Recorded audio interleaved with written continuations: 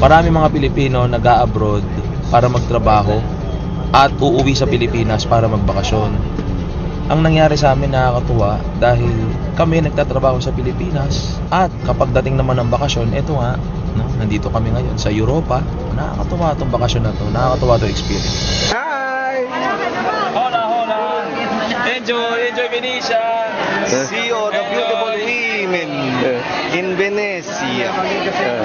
This is life. Pag royal ka, payaman.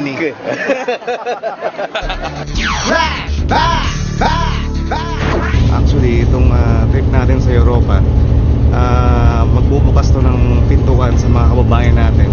Pag nag-royal ka, hindi lang Pilipinas ang makikita mo. Makikita mo kung gaano kagandang mundo. No, makikita ng royal.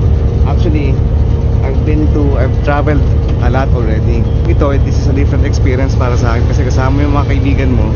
Tapos nakikita mo yung nakasama ko rito isang karpentero lang sa Pilipinas.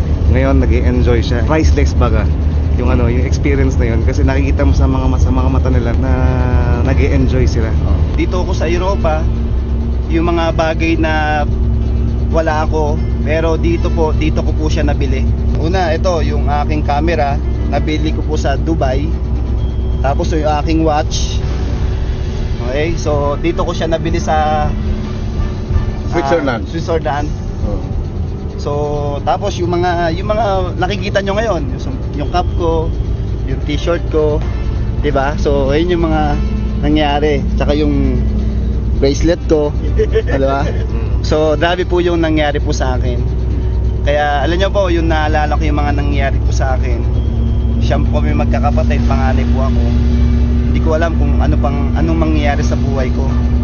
Pero yun nga, bigla na lang dumating sa buhay ko ang royal. Ako si Arnel Salazar, na isang high school graduate, construction worker, painante ng tiles, pintor. Ngayon po, Master Photography. Picture!